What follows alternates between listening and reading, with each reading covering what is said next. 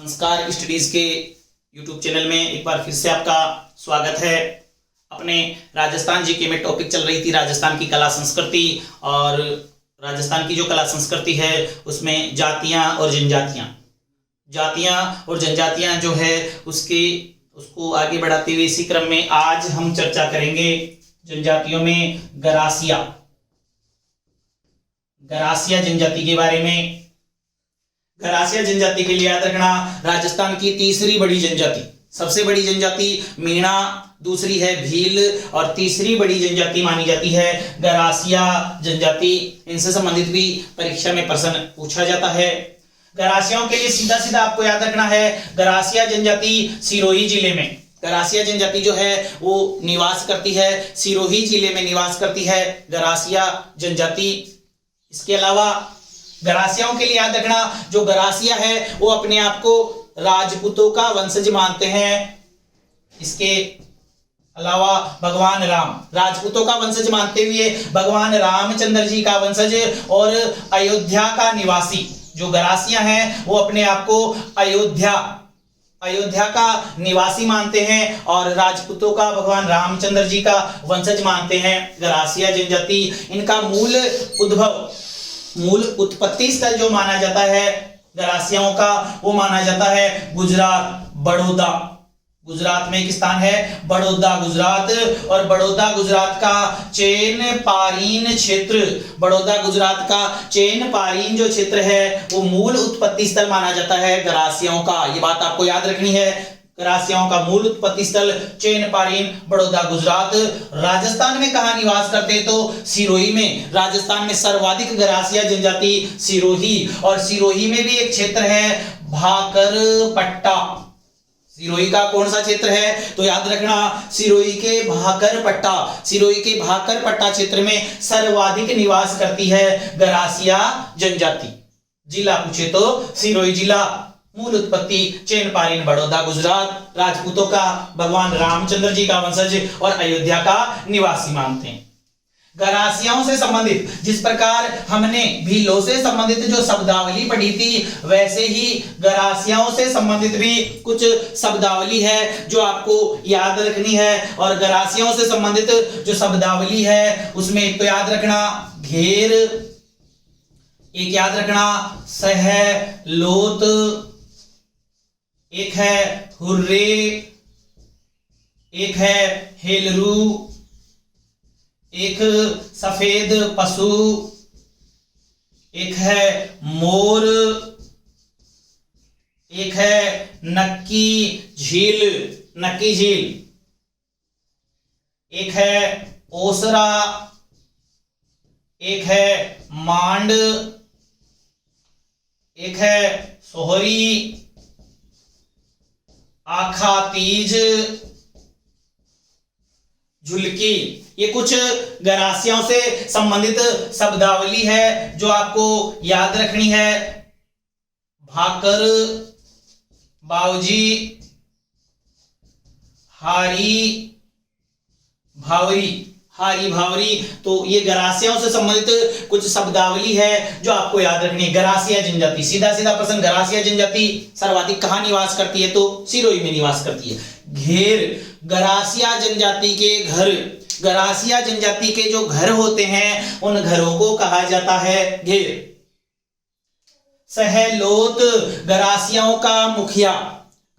जनजाति का मुखिया सहलोत। अच्छा प्रश्न है, परीक्षा में आता है और गलत भी होने की संभावना रहती है, क्योंकि सहरिया भी एक जनजाति है, और सहरिया जनजाति के लिए आपको याद रखना है जो सहरिया जनजाति का गांव, सहरियाओं का जो गांव है वो कहलाता है सहरोल, और मोहल्ला कहलाता है सहराना, और ये हो गया सहलोत। तो तीनों एक जैसे लगते हैं। सहरियाओं में सहरियाओं का गांव सहरोल और सहरियाओं का मोहल्ला सहराना, लेकिन सहरियाओं के मुखिया को सहलोत नहीं कहते, ये याद रखना। सहलोत जो है, सहलोत वो गरासिया जनजाति का मुखिया, सहरियाओं के मुखिया को बोलते हैं कोतवाल, ये बात याद रखनी है आपको। सहलोत गरासियाओं का मुखिया और कोतवाल सहरिया जनजाति का मुखिया होता है। याद रखना है क्योंकि इसमें कंफ्यूजन ज्यादा हो जाता है। तो गरासिया जनजाति के घर घेर इनके मुखिया को सहलोत कहा जाता है। हुर्रे, मृत्यु पर बनाए जाने वाले स्मारक जो गरासिया जनजाति है, गरासिया जनजाति के द्वारा मृत्यु पर, इनके पूर्वजों की जो मृत्यु हो जाती है तो मृत्यु पर वो स्मारक बनाते हैं, और मृत्यु पर बनाए जाने वाले स्मारक जो होते हैं वो हुर्रे कहलाते हैं। जैसे भीलों में बताया था आपको, भीलों में जो प्रतिमा स्थापित करते हैं उसको सीता चौकली या चीरावावसी, पुरुष की प्रतिमा को आगड़ और महिला की प्रतिमा को मातलोक कहा जाता है। वैसे ही गरासियों में पूर्वजों की जो प्रतिमा मृत्यु के बाद में जो स्मारक बनाए जाते हैं उनको बोलते हैं हुर्रे। सहकारी संस्था हेलरू, गरासिया जनजाति की, अच्छा प्रश्न है, याद रखना अच्छे से। गरासिया जनजाति की सहकारी संस्था, गरासिया जनजाति की सहकारी संस्था क्या कहलाती है? तो हेलरू कहलाती है गरासिया जनजाति की सहकारी संस्था। गरासिया सफेद पशु, जो सफेद पशु होता है उसको पवित्र पशु मानते हैं। गरासिया मोर को अपना आदर्श पक्षी, सफेद पशु को पवित्र मानते हैं और मोर को अपना आदर्श पक्षी मानते हैं गरासिया जनजाति के लोग। इनका पवित्र जो तीर्थ स्थल है वो नक्की झील, गरासिया जनजाति का पवित्र स्थल नक्की झील है। ये अपने पूर्वजों की अस्थियों का विसर्जन इसी नक्की झील में करते हैं। नक्की झील के बारे में आया है तो नक्की झील के लिए मैं आपको बता दूं, याद रखना नक्की झील के लिए, नक्की झील राजस्थान की सबसे ऊंची झील, राजस्थान की सबसे ऊंची झील नक्की झील। राजस्थान की सबसे गहरी झील, राजस्थान की सबसे गहरी झील भी कौन सी है? नक्की झील। इसका निर्माण जो है वो विवर्तन के कारण हुआ है, यानी विवर्तनिकी झील।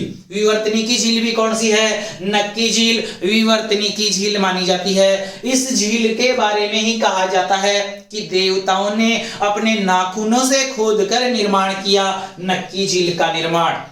देवताओं ने अपने नाखूनों से खोदकर निर्माण किया था नक्की झील का। हनीमून पॉइंट और सनसेट पॉइंट स्थित है इस नक्की झील के पास में। चट्टाने हैं जिनको टॉडरॉक और ननरॉक, मेंढक की आकृति की चट्टान टॉडरॉक, घूंघट निकाले महिला की आकृति की चट्टान ननरॉक कहलाती है। इसके अलावा दो छोटी चट्टाने, एक तोते की आकृति की पैरट रॉक, एक बेल की आकृति की नंदी रॉक कहलाती है। तो ये चट्टाने भी इस नक्की झील के पास में है। राजस्थान की एकमात्र ऐसी झील जो अक्सर सर्दियों में जम जाती है, नक्की झील एकमात्र झील है जो अक्सर सर्दियों में जम जाती है। और इस झील के पास में एक मंदिर है, रघुनाथ जी का मंदिर, रघुनाथ जी के मंदिर के पास में स्थित है ये नक्की झील, जो पवित्र तीर्थ स्थल माना जाता है गरासिया जनजाति। ओसरा, गरासिया जनजाति, गरासिया जनजाति में अतिथि गृह को तो कहते हैं मांड, अतिथि घर, अतिथि गृह को मांड कहा जाता है, जबकि घर के बाहर का बरामदा कहलाता है ओसरा। जैसे भीलों में आपको बताया था, भीलों में घर के बाहर का बरामदा ढालिया, घर के बाहर का बरामदा ढालिया कहलाता है, जबकि गरासियाओं में घर के बाहर का बरामदा ओसरा कहलाता है। गरासिया घर के बाहर जो बरामदा होता है उसको ओसरा और अतिथि गृह को बोलते हैं मांड। अनाज रखने की कोठी सोहरी, गरासियाओं में अनाज रखने की कोठी को कहा जाता है सोहरी।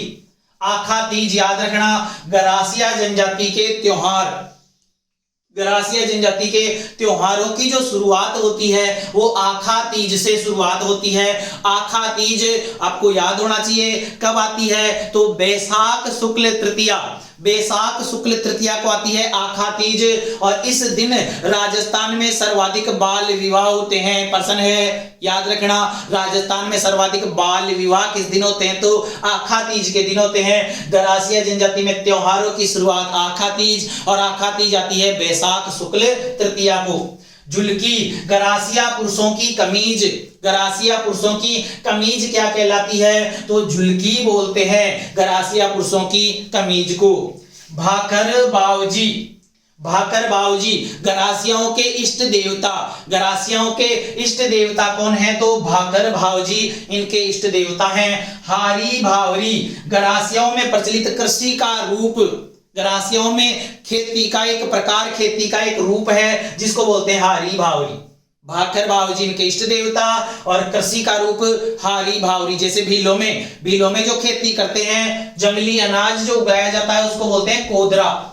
ये प्रश्न तो बताना कि कोदरा क्या है। भीलों द्वारा उगाया जाने वाला जंगली अनाज कहलाता है कोदरा, जबकि गरासियों में खेती का जो रूप प्रचलित है वो है हारी भावरी। तो ये सारी शब्दावली है गरासियों की जो आपको याद रखनी है। गरासिया सिरोही में सर्वाधिक निवास करते हैं। सिरोही के भाकर पट्टा क्षेत्र में मूल उत्पत्ति स्थल चैन पारीन बड़ौदा गुजरात। इनके घरों को घेर, मुखिया, सहलोत, मृत्यु पर बनाए जाने वाले स्मारक, हुर्रे, सहकारी संस्था हेलरू, सफेद पशु को ये पवित्र पशु मानते हैं, मोर को अपना आदर्श पक्षी मानते हैं, पवित्र तीर्थ स्थल नक्की झील जो माउंट आबू सिरोही में है, ओसरा घर के बाहर का बरामदा ओसरा कहलाता है, अतिथि गृह को मांड कहते हैं, अनाज रखने की कोठी सोहरी कहलाती है, अनाज रखने की कोठी को सोहरी कहते हैं।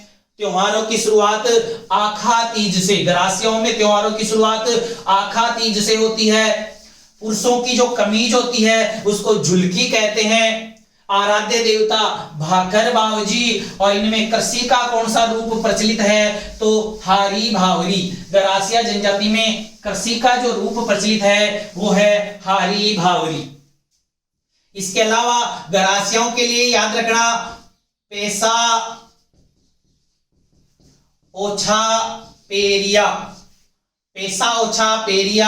और एक है हेलो लेवे। गरासिया जनजाति के प्रसिद्ध लोकगीत, जैसे भीलों में बताए थे प्रसिद्ध लोकगीत हम सीढ़ो, और एक है सुबटिया, भील स्त्री का संबंध सुबटिया प्रसिद्ध लोकगीत है हम सीढ़ो।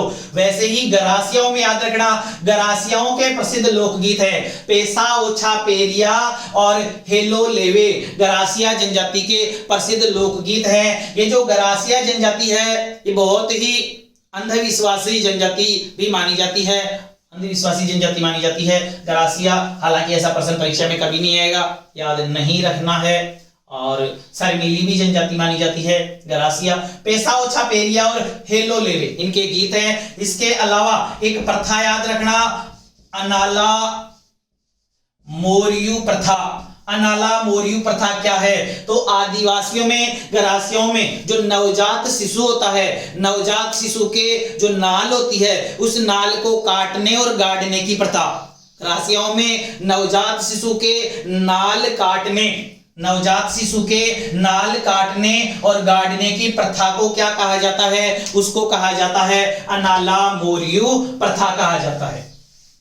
गरासियाओं के लिए याद रखना इनमें मृतक का जो अंतिम संस्कार होता है वो मृत्यु के 12वें दिन मृतक का अंतिम संस्कार किया जाता है इस गरासिया जनजाति में। इनका प्रसिद्ध जो मेला है वो है सियावा का गोर मेला। सियावा का गोर मेला जो आगू के उस पार सिरोही जिले का एक गांव है सियावा गांव, और सिरोही के सियावा गांव में सियावा का गोर मेला भरता है। गणगौर का जो मेला भरता है सियावा का गोर मेला वो इनका प्रसिद्ध मेला है, जिसको ये मनखारो मेला भी कहते हैं। सियावा का गोर मेला या मनखारो मेला गरासिया जनजाति का प्रसिद्ध मेला है, और इस मेले में ये अपना जीवन साथी चुनते हैं। यानी परीक्षा में प्रश्न आता है कि सबसे ज्यादा प्रेम विवाह कौन सी जनजाति में होते हैं तो गरासिया जनजाति में होते हैं। क्यों होते हैं? क्योंकि ये मेले में अपना जीवन साथी चुनते हैं। गरासिया जनजाति के लोग मेले में अपना जीवन साथी चुनते हैं, इसलिए सर्वाधिक प्रेम विवाह इसी जनजाति में। गरासिया मुख्य रूप से दो प्रकार के होते हैं, एक भील गरासिया होते हैं और एक गमेती गरासिया। भील गरासिया और गमेती गरासिया। भील गरासिया से याद रखना अगर कोई भील स्त्री भील है और पुरुष गरासिया, अगर कोई भील स्त्री किसी गरासिया पुरुष के साथ शादी कर लेती है, भील स्त्री गरासिया पुरुष से शादी कर लेती है तो इनके जो संतान होती है वो कहलाते हैं भील गरासिया। इनके जो आगे वंशज होते हैं, संतान होती है, वो कहलाते हैं भील गरासिया। गमेती गरासिया, अगर कोई गरासिया स्त्री किसी भील पुरुष से विवाह कर लेती है, उनके जो संतान होती है वो कहलाते हैं गमेती गरासिया। तो ये गरासियों के लिए आपको याद रखना है भील स्त्री गरासिया पुरुष से विवाह करे उनके जो संतान होगी वो कहलाएंगे भील गरासिया, और गरासिया स्त्री भील पुरुष से विवाह करे उनके जो संतान होगी वो कहलाते गमेती गरासिया। इसके अलावा मुख्य रूप से जो गरासिया जनजाति है उसमें मुख्य रूप से तीन प्रकार के विवाह का प्रचलन है इस गरासिया जनजाति में। एक तो होता है ब्रह्म विवाह, जिसको मोर बंधिया विवाह भी कहते हैं। एक होता है पहरावणा विवाह और एक होता है ताड़ना विवाह। ब्रह्म विवाह या मोरबंधिया विवाह के लिए याद रखना, साधारणतः जो विवाह होते हैं जिसमें सारे संस्कार होते हैं, पंडित जी आते हैं, मंत्र पढ़ते हैं, फेरे लिए जाते हैं, जो विवाह होता है सामान्य जो विवाह होता है वो होता है मोरबंधिया विवाह या ब्रह्म विवाह। तो एक तो ये विवाह का प्रकार है गरासिया में। एक पहरावणा विवाह, पहरावणा जो विवाह होता है उसमें पंडित जी की आवश्यकता नहीं होती है। लड़के और लड़की के घर वाले, ज्यादा रिश्तेदारों को भी नहीं बुलाते, लड़के और लड़की के जो घर वाले होते हैं वही होते हैं, दो चार मंत्र वही पढ़ लेते हैं और विवाह संपन्न करवा दिया जाता है पहरावणा विवाह में। और एक होता है ताड़ना विवाह। इस ताड़ना विवाह में ना तो पंडित जी की आवश्यकता होती है ना ही लड़के और लड़की के घर वालों की आवश्यकता होती है। ये जो ताड़ना विवाह होता है इसमें लड़का लड़की एक दूसरे को पसंद करते हैं। लड़का जो होता है वो लड़की को अपने साथ लेकर के भाग जाता है, फिर वापस आते हैं और आशीर्वाद लेने के लिए घर वालों का आशीर्वाद लेते हैं। इस प्रकार जो विवाह होता है उसमें लड़की के घर वाले जो वधू पक्ष होता है, वधू पक्ष के जो घर वाले होते हैं, वधू के घर वाले होते हैं वो पंचायत बुलाते हैं और उस पंचायत में वर पक्ष को वधू का मूल्य चुकाया जाता है जिसको बोलते हैं दापा। वर पक्ष के द्वारा वधू पक्ष को वधू का जो मूल्य चुकाया जाता है उसको क्या बोलते हैं? दापा। बहुत बार परीक्षा में आ चुका है ये, अच्छे से इसको याद रखना। दापा क्या होता है? तो वर पक्ष द्वारा वधू पक्ष को वधू का जो मूल्य चुकाया जाता है वो होता है दापा। तो ये कुछ विवाह के प्रकार हैं जो गरासिया जनजाति में प्रचलित है, ये आपको याद रखना है। गरासिया जनजाति सबसे ज्यादा कौन से जिले में? सिरोही में। और तीसरी सबसे बड़ी जनजाति है गरासिया